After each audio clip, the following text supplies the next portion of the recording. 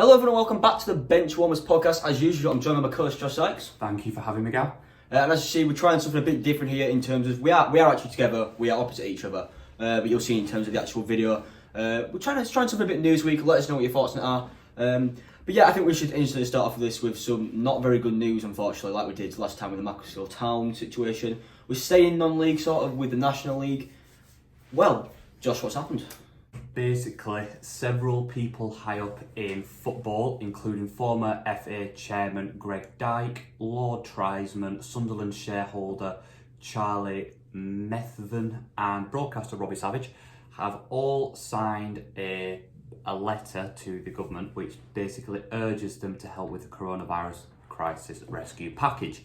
They're saying that back in July, the government gave 1.5 billion to the arts and cultural organisations to help them with the coronavirus crisis, but none came into football. They're saying that lots of EFL and non-league teams will end up going under because they can't financially support what is happening at the minute. With no fans coming in, they've got no match day revenue. With no ticket sales, again, no match day revenue. With basically the same thing. With fans not coming in, they've got no food, beverage sales, so they've got nothing coming on that front. The only money they've actually got in the club is from season card holders, which, if we look back to our last podcast with Ian Mather, who is the CEO of Cambridge United, they have sold 1,500 season cards, which means they need more than 1,500 fans in order to make match day revenue. But obviously they've got no fans in the stadium. The season card holders obviously can't go in anyway, but even if they did, then that's nothing they can do on that front to aid in the financial package, to aid in the financial sector of the club. So these people, and the letter is urging the government to help EFL and non-league sides with money to help them stay afloat and to make sure they don't go into administration.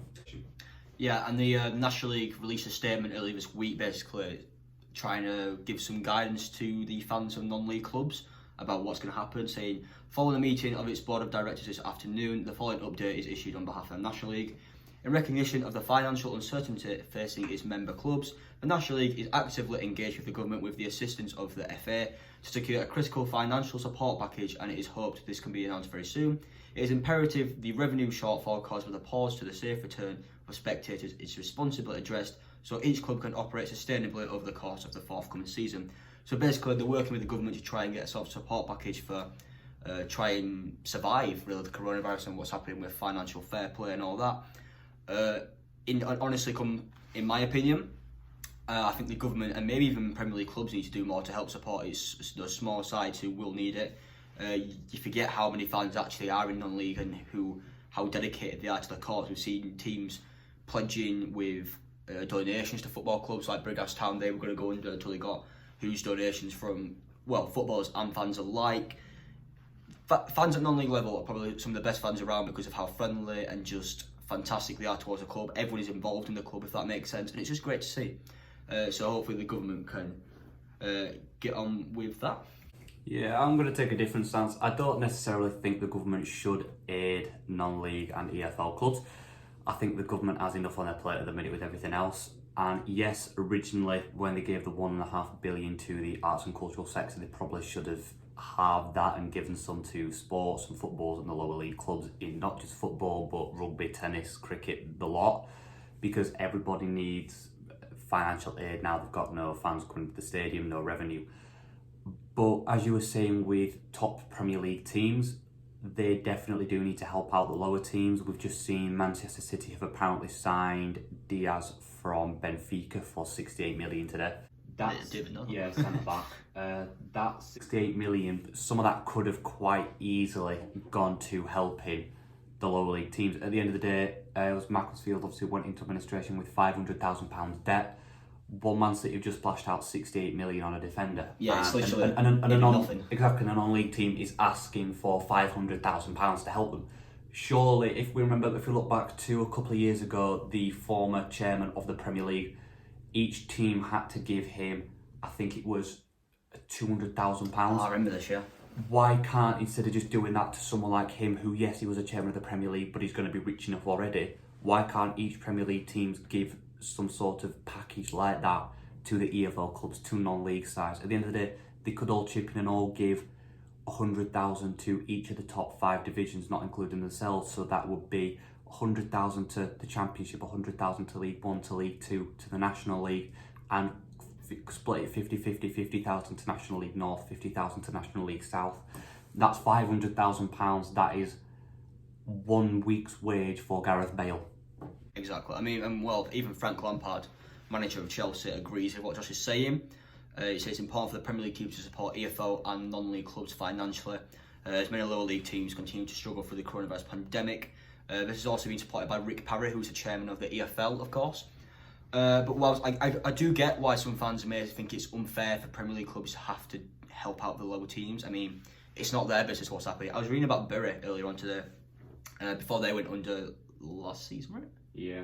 Yeah, apparently they've been using Manchester City's training ground, something like that, since 2013. Yeah. Yeah, people were complaining when likes of Manchester City and Manchester United didn't really help save the club, but Manchester City had been helping them out for years. I don't think it might have been their training ground, but they were using a stadium owned by Manchester City as their home ground. Yeah. And I think Man City eradicated all their debts, so they basically just wrote it all off and said the stadium's yours. I think they might not have done, they might have still continued to have to pay it. But I remember reading something about Bury and Manchester City coming to some sort of agreement about something. Yeah, I mean, we need to see more of that, if that makes sense, from Premier League clubs and the lower league clubs, because, well, I mean, I was reading that and I'm thinking, Bury, surely, I'm not saying they've only had one job, because that's harsh. Sorry. Carry on. But Man City have been generous enough to give Bury this sort of platform that they badly needed at the time, and of course, they survived for the next 7 years. We could have seen it happen a lot earlier, if not like we did see with the likes of Wimbledon, even earlier than that. But yeah, I think Premier League clubs do need to do more. But then again, disagreeing with Josh, I think the government needs to do more as well, just for the fact that so many people into football, it's the way to get out of mental health. Well, not get out of, but it helps deal with mental health problems for so many people and subjects like that. I get art does that for people, however, 1.5 billion, is that what you said? Yeah. That is a massive amount for that. What was that even going to go on? It'd probably go to schools, educational charities. I won't argue with charity. It will go to things like that. So, but I mean, they could have done that in football and then given it to your grassroots clubs. I'm not necessarily saying that they should have given half of that money to football and then that be pumped straight into non-league and things. It had to go to the grassroots level and work its way up, because when you get to the kind of level National League and EFL, they're meant to be self-sustainable. They're businesses at the end of the day, and you wouldn't see the government go to a business and give them money to get out of going into administration. We saw it with H&M that went into administration, I think, and the government didn't give them any money. They just had to go into administration. You see businesses laying off loads of people and closing down stores on the high street because they can't keep themselves sustained. So I'm not saying the government should have given money to proper established teams.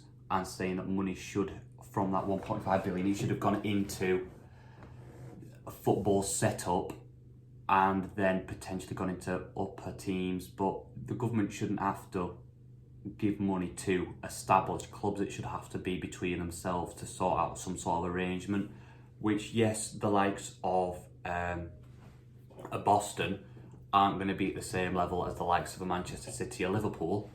Yeah. But they have to be self-sustained, and if that means a Premier League team that is established giving them a sort of, I wouldn't say a loan, but just giving them some money, which can be charity. but it could be a loan, but repay back over the next 1,000 years. Like small instalments, right? Yeah, pay back over the next 1,000 years. Like I'm trying to think of an example. There was one somewhere along there where they had a 999-year lease on something. In terms of this, also Wilson FC just got promoted to the National League, which the first time in 32 years. So for them, this should be a special season. Without the fans, it's unfair. But anyway, they have released a statement regarding it, saying how they're in the process of completing a National League financial questionnaire, which has been given to all the National League, I believe the National League North and South clubs. 81% of the National League North clubs voted to not restart the season until fans return, which is great. Well, I'm not saying great to see, but it's just fantastic. And for a fact, York City were one of those teams who did not vote for that and said that they are willing to restart without fans just for the fact that they see football as more important and getting the sport to not keep going, not make clubs possibly go under from the lack of actual sport, but rather just keep going, if that makes sense. But yeah, Will Stone said they've been completing a questionnaire about which clubs get money and why they need it. For example, while saying they have not received a paying spectator since the 7th of March, which was, we filmed this on the 28th of September? Yeah? 28th, yeah. Which, oh god, maths, over 6 months ago. It's a long time. Yeah, it was a very long time ago how because obviously the National League season was supposed to start in this coming Saturday on the 3rd, I believe it is. But chairmen are saying don't know whether they should be buying food or drink because it's not actually been made clear whether a certain allocated amount of fans will be allowed in. Do they buy food and drink for the upcoming occasion because they need to order it to get it in before the actual game? Should they start preparing to obviously try and sanitise all the seats and things like that and making the stadium as clean as possible whilst putting also in coronavirus sort of preventions in like the toilets and things like that? Chairmen just need more clarification from the FA and from the National League board right now because they're struggling. They don't know when fans are allowed back in. We need to know when fans are allowed back in because football without fans is nothing, as we've said time and time again in this podcast. But yeah, right now we just need more clarification on what's happening in the future and when we can actually return to games. Yeah, I think when it comes to fans returning to the games, you saw it. I watched Paris Saint-Germain last night, and France have a higher coronavirus infection rate than we do in the UK, and they're allowing fans into the stadium. Yeah. So they shouldn't have stopped the piloting of games. At the end of the day, all you have to do is make all fans wear a mask when they're outside. They're all social distance. It's outside where the transmission of it is very minimal. So why can't they just let 1,000 or 2,000 fans into the stadium, all socially distanced, all wearing masks, not selling any food or anything, just so people can watch the game? And at the end of the day, it's like I was watching the news yesterday and this woman was on talking about how her wedding venue, I'll get to a point, don't worry, how her wedding venue can quite easily accommodate 500 people socially distanced, but they're only allowed 15 because the government have just plucked some random number out of the air and put it in when it's just unfeasible. So with football, instead of having 1,000 fans in or 1,500 fans in, have a third of the stadium capacity allowed in, because that'll allow for full social distancing. Make all fans wear a mask when they're sat down. Yeah, which is fair enough. So it'd be the likes of what's it called? Old Trafford, 75,000. That means if they did a third of their capacity, around 24,000 fans would be allowed in, something like that. It's not 24,000, but it'd be somewhere along those lines would be allowed into the stadium. Yeah. As opposed to just 2,000 which is better than nothing. Exactly. But yes, 2,000 would be fine. It's brilliant. Yeah. But if you have a third of the stadium's capacity in the stadium, they can social distance. They can social distance. The teams can still have a third of their match day revenue that they get. Season card holders can come into the stadium and watch the games. It is safer to watch a football game at a stadium than it is to go to a pub and have a pint. Exactly. So I don't see, we're getting completely off topic here, but it's around the same thing. Yeah, well, yeah. I don't see why fans can't be allowed back in the stadium to watch a football game, because then that way your Premier League clubs aren't going to have to bail out the lower league club. The government aren't going to have to give some sort of sports grant to EFL and non-league sides, because they can remain self-sufficient. They can get their match day revenue in and still make a profit at the end of it all. Smashed it. Boris Johnson, if you're watching, which I know you are, listen. I love Boris. I think he's the most funny guy I've ever met. Probably shouldn't say that about a Prime Minister. He's hilarious. He's hilarious, to be honest. Also, I want to add quickly onto that in terms of fans returning. Whilst National League North clubs, obviously York have said they're not really that fussed about fans returning because they want to obviously prevent coronavirus from spreading. Kidderminster Harriers, who are in the same league and currently playing at the same level, they've said if fans don't return by possibly next month, they will be going under because they physically cannot deal with the financial sort of ramifications which are coming from all this. So I think as the government and maybe Premier League clubs need to look at these National League North and South clubs, look at how will they be going under, do they badly need this money, and just how they can help at this point, because They need it. They really do. Another problem going on with world football right now is what happened on Sunday? Saturday? Wow, we really should research this beforehand. Yeah, right, terrible start. Basically, it's gone down at Newcastle versus Tottenham Hotspur after a shocking handball decision from the referee and from, well, what VAR caused. We're literally just going to be giving our thoughts on it because, well, we've both been in agreement. An absolute disgrace. Ludicrous, absolutely a ludicrous decision.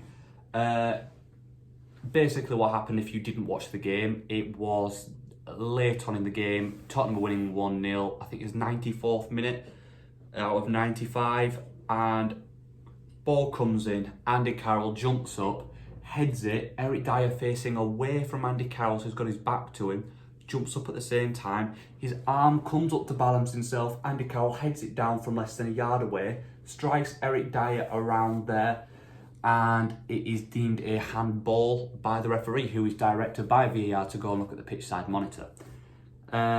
We have some quotes here from football pundits. So Jermaine Genius on Twitter says, the Premier League has been such an amazing product for so many years and we have officially lost it now.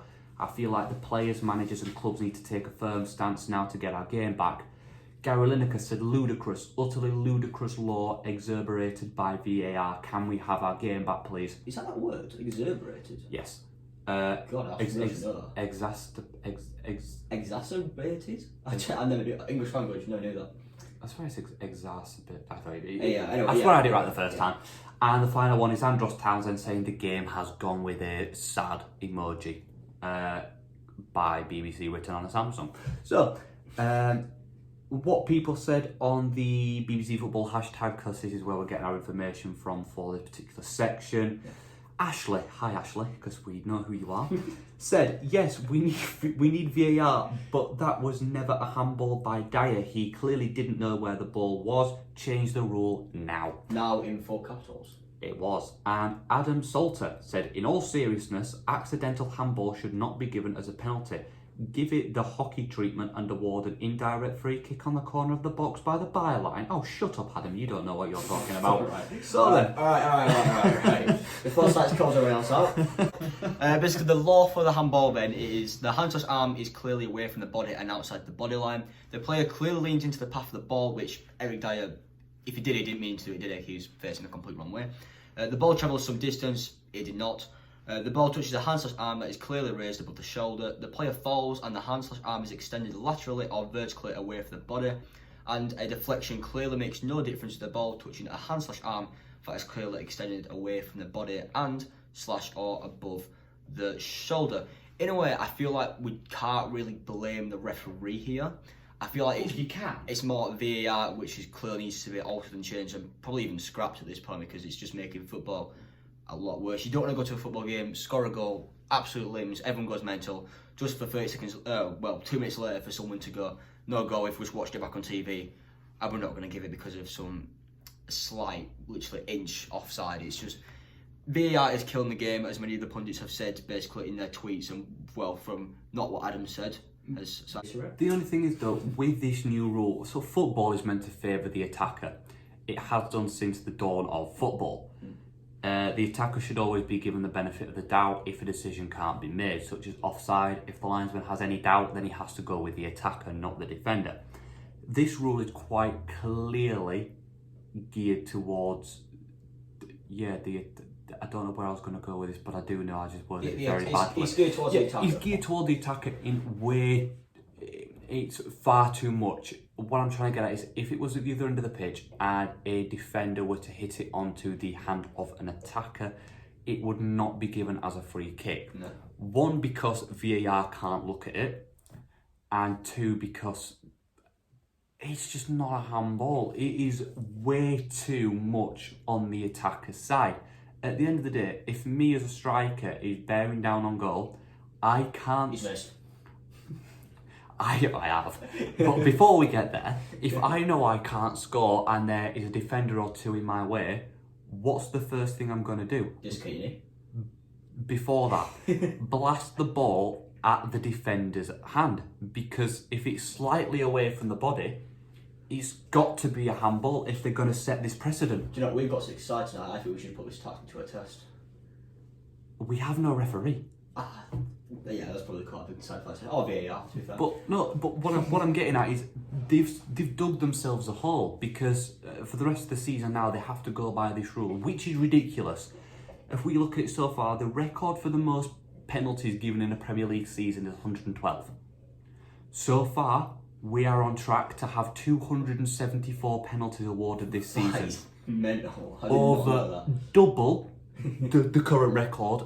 And that is because so far this season, I think there has been 4 wrong handball. Well, not wrong under the law, but wrong in the eyes of every football fan. Decision to award a penalty. There's been 4 already. Yeah. Manchester United against Crystal Palace, there was one. This one, I think Brighton might have had one. I think there was another one as well.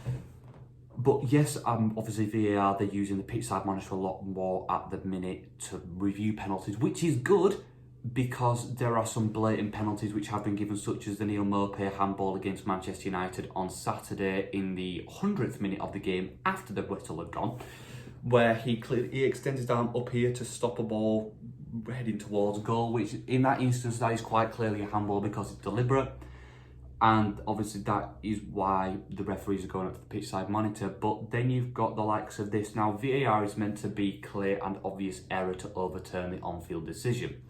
In this case, the referee obviously said no penalty on field because the game wasn't stopped. VAR then reviewed it, decided to send him to the pitch side monitor because they believed an error had been made, when quite clearly there hadn't in any reasonable person's mind. Yeah. I mean, it's beyond ludicrous. Yeah, and I think most of the footballing community agrees with that. Just under 18,000 people voted on the BBC. What do you think of the new handball rule thing? 813 people, which is just 4% of that, believe it's much more clarity in handball and therefore a good thing. 218 people, which is 1%, voted it is now in line with the other leagues. 303 people, which is 2%. Yeah, 2%. So the players will just get used to it and it'll be fine. 693 people said, which is 3%, said let's see how the season goes. 2,417 people, so quite a jump, so 12%, said the new law is too strict. 3,374 people, 17%, said handball and VAR is spoiling the game. And a massive 12,155 people, 61%, said the football experience is completely ruined, which we completely agree with that. And obviously, in terms of the actual players and the managers who have been reacting to what happened, because, well, we all know how Jose Mourinho reacted. He came out and said Tottenham deserve more respect from referees from just the footballing world right now, to be honest, because he walked off in disgust, which says it all, really. Andy Carroll, the player who actually won the penalty, I think, well, even he was feeling bad after it happened for Eric Dyer. He publicly put out on his Instagram a picture of a pencil man jumping and put, pencil jumps only is a new rule for any aerial challenge. I feel your pain, which went obviously viral because he's literally calling out the Premier League for, quite frankly, a shocking decision in the end of the day. And yeah, I mean, I don't really have anything else to add on it, to be honest, because I don't really watch Premier League, so I don't really understand the handball rule completely. I mean, I've got some more things here. So far this season, 6 penalties have been awarded for handball compared to the 19 in the entirety of last campaign, which is a third already, and we've played 3 games. Yeah. At this stage last season, there had been no penalties awarded for handball in the Premier League. That could be because the referees weren't going to pitch side monitor. It was down to VAR, who we all know are blind as a blind man.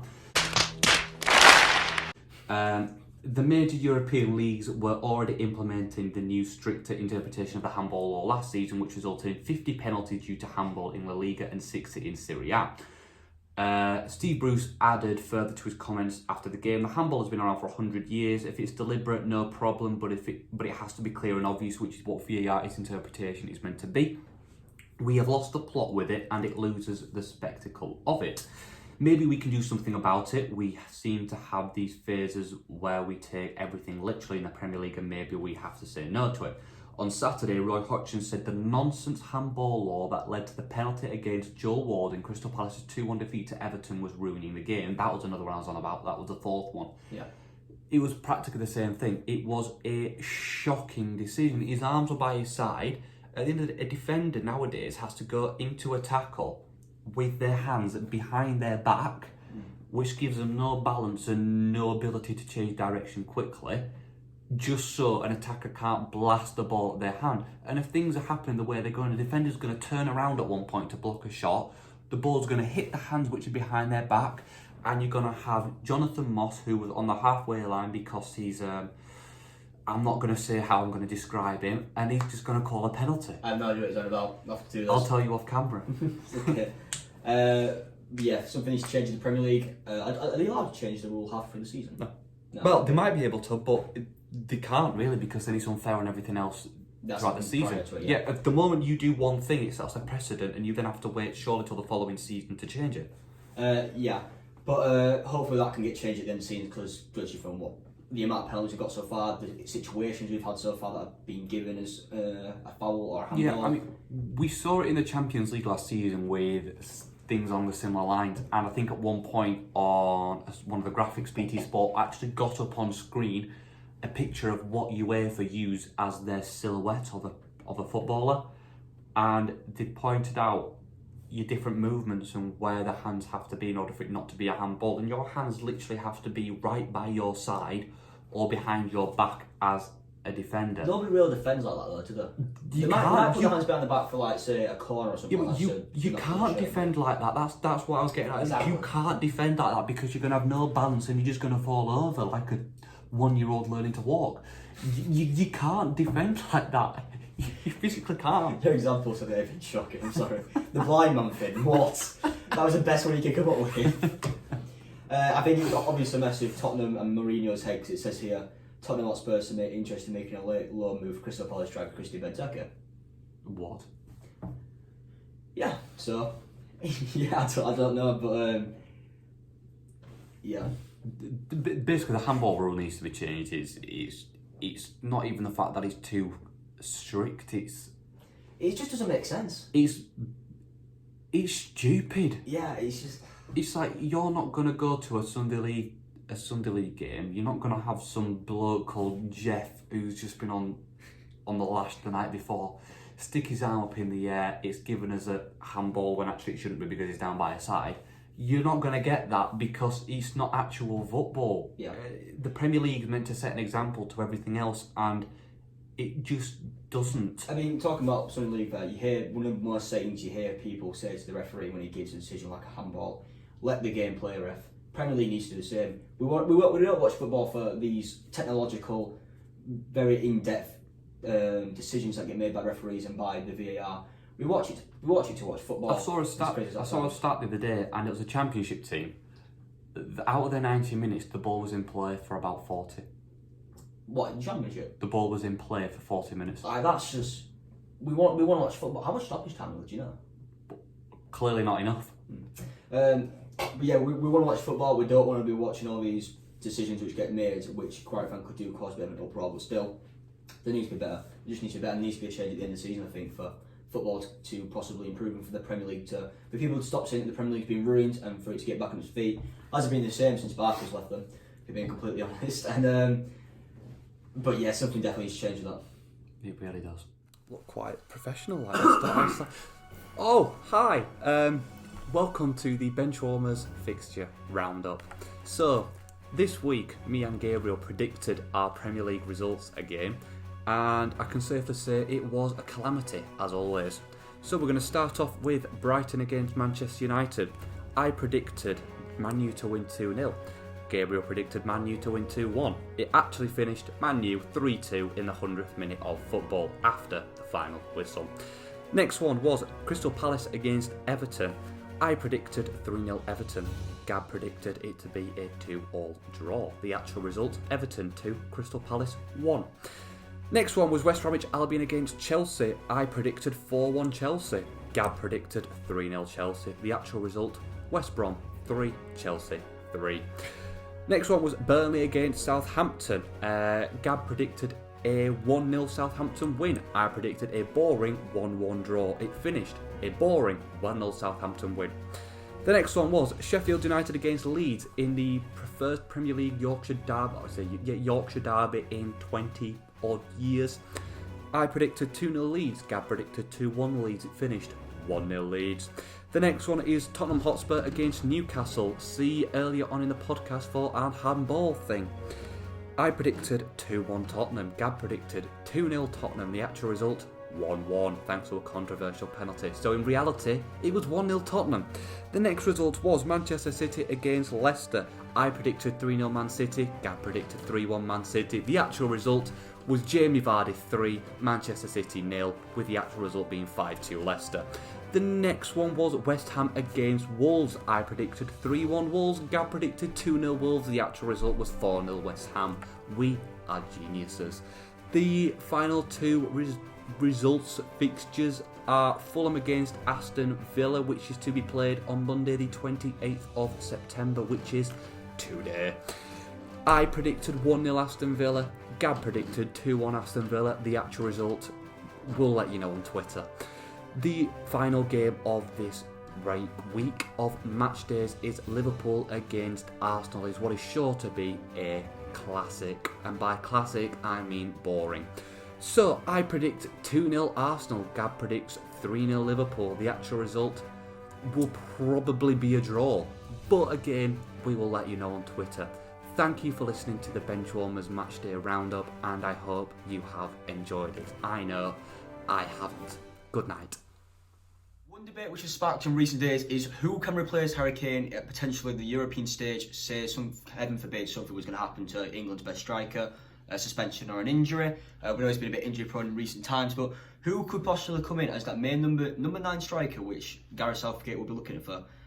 And, well, whether he can live up to Harry Kane's ability, I guess. But we've both have not told each other who we've actually gone for yet, as in terms of our choices for who we believe should replace Kane, possibly. BBC have also done this, and they've put Vardy in there. We're going to leave Jamie Vardy out just because of the fact he's retired, and it's very unlikely he will come out of international retirement. That's the word. But yeah, Josh, do you want to get started with who you've chosen? I do. My number one pick is a man who has come into form last season and has continued this season. No, it's not Danny Ings. It is Dominic Calvert-Lewin of Everton. Oh, that was my pick as well. Was it? Yeah. What, Calvert-Lewin? Yeah. No, the reason I've gone for Calvert-Lewin is purely because Ancelotti and Duncan Ferguson have worked wonders. I love Duncan Ferguson. With him. Just going to say, wow. I mean, his stats last season. In fact, let's go for 2018-19. He scored 6 goals in the Premier League.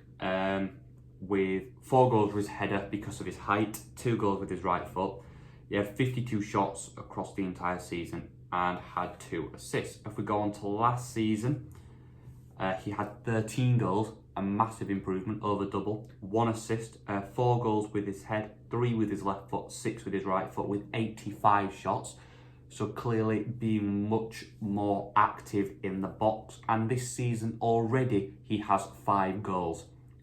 2 with his head, 3 with his right foot, with 12 shots. So bearing in mind, that means he has a goal to shot accuracy of just under 50%, which is mad. Yeah, sorry. Yeah, I'm actually going to change my mind here because I was just looking at some stats and I've kind of swayed more towards Southampton's Danny Ings right now. He's my second choice. Yeah, I'm just looking at his stats here and compared to Calvert-Lewin. The people who've scored the most, the English strikers in league competition in 2020, in terms of the goals scored, Danny Ings has got the most out of all the England strikers in the league.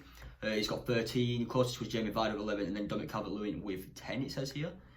Along with that, in terms of the best shot to conversion rate, Danny Ings has the best percentage of 25% out of all the English strikers. Again, for me, Calvert-Lewin's got 16%, which is good, don't get me wrong, it's only behind 3 other players, which includes Kane and Vardy.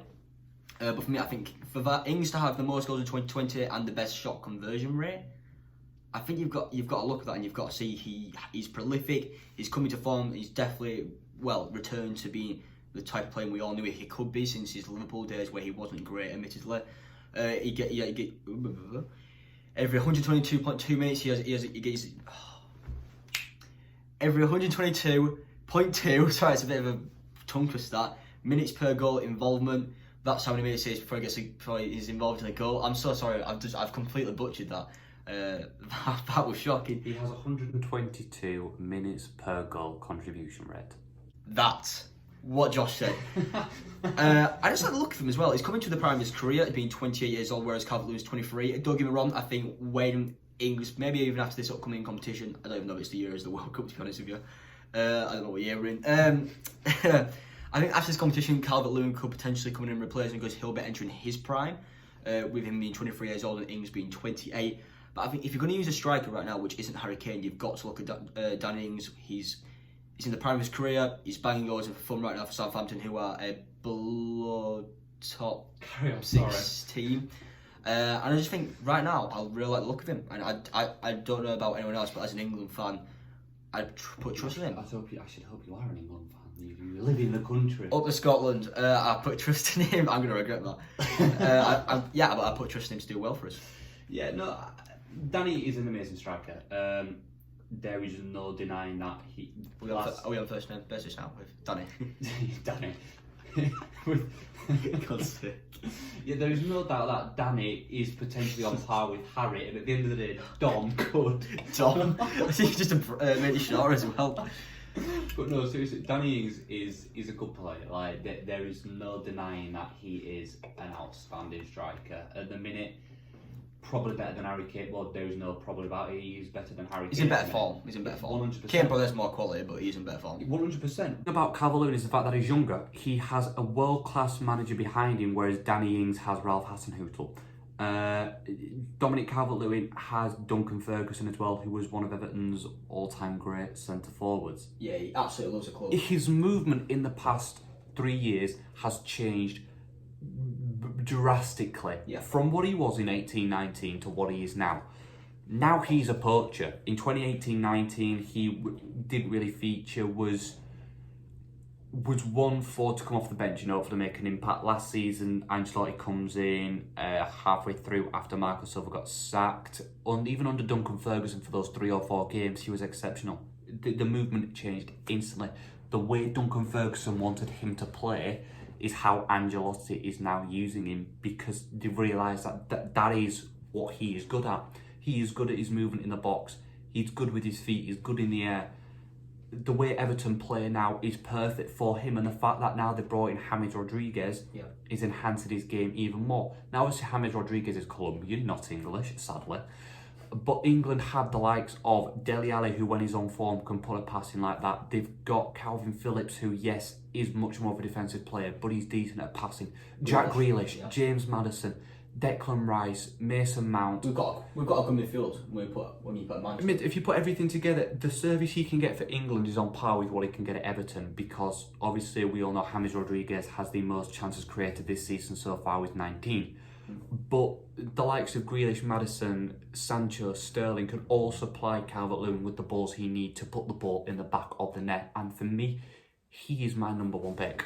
Yeah, when he was back at, I think it was Sheffield United he played for. Yeah, well, when he was back at Sheffield United, Nigel Clough said about him, he's a big lad who's good technically for the stage he's at, and he's going to win headers against anybody. And we've started to see that under Ancelotti in the Premier League. I could be wrong, but was it this weekend he scored a header against someone, did he?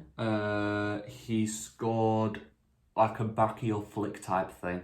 It was kind of the head. It was it a header down from Richarlison or a deflected shot, whatever it is? Yeah. Calvert-Lewin turned around to the box and back heels it or something past the goalkeeper at very close range, which for me that shows his striker's instinct. He's in the box, he's in the 6-yard box, he wants the goal all the time. The thing I like about Calvert-Lewin as well is his sort of style of play. He's tall, he can win headers, so he could technically act as a target man if we need someone to hold up the ball and maybe even go to a corner to keep it in there for time. But then again, like I just said there, he's got that striker's instinct. He could be able to act as a poacher in the box. If it came to it, you could trust him in front of goal. And we all know he might square it unlike a certain HK in the 2018 World Cup. We just give him a Harry Kane and you're in it to HK. HK, that's good old Hazard Kane. God, that's got awful.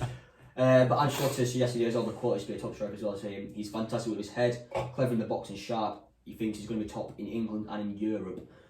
For me, I know right now he's just coming to form mainly because of Ancelotti and how his style of play and how he's building this Everton team.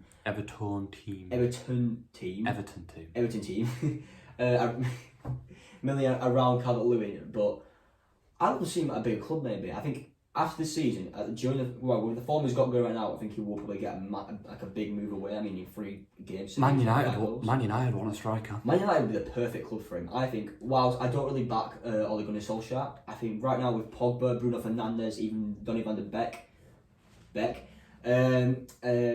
I don't know where I'm going with this. They need a good goal scoring striker. Of course, they've got Rashford, who scored an absolute beauty at the weekend. He's a left winger, though, not a striker. Martial's playing as a number 9, who's better on the wing than he is the number 9. As much as they both scored 23 goals in all competitions last season, neither of them are a proper number 9. Ole Gunnar Solskjaer has said that he wants to play Mason Greenwood on the wing as opposed to a number 9, even though Mason Greenwood wants to play as a number 9. They want to buy Harry Kane. Tottenham want about 200 million for him. Ridiculous. That's probably FIFA 19 signing that. Yeah, ridiculous. Calvert-Lewin for me would be, like you said, the perfect player for Manchester United. Maybe not at the end of this season, give him another season, see how he does at Everton. Under the proper guidance of Ancelotti, who can get the most out of him, whereas Ole Gunnar Solskjaer probably won't. Just saying, Ancelotti is obviously a much better manager than Solskjaer. If anyone wants to argue with me on that one, then hit me up and I'll be sure to arrange it. It's not like we're having a fight here. But yeah, I think the good thing about Man United as well, like you just said there, they've got Martial, Rashford, Greenwood. So you may be thinking, where does Calvert-Lewin possibly fit into their sort of number 9 front three? However, it's good to have quality in depth at the end of the day. You want to be vying for your place and fighting off competition, because competition is healthy at the end of the day. So while Man United fans may be worried that this may possibly hinder Martial's form or Greenwood's progress as a player, or even maybe stop Calvert-Lewin from becoming an England quality number 1 striker, you've got to remember that competition is good. They'll probably try harder in training. They'll probably improve their form as a result of that and try and do more on the pitch. They'll be cleverer, if that's not really a word, but they'll be smarter on the pitch as well with the ball. I think it'd be a top signing for Everton, for Manchester United. It costs a lot. I don't know, we've kind of gone off topic here, haven't we, talking about... But we're both saying that Calvert-Lewin should be Harry Kane's replacement. He should be England's number 1 striker in about 4 years' time. It's Danny Ings. I'm backing you, Dan. He's not, he's backing Calvert, he's backing good old Don. I just like Calvert-Lewin, there's something about him. He's backing Yorkshire lad. He's backing DCL.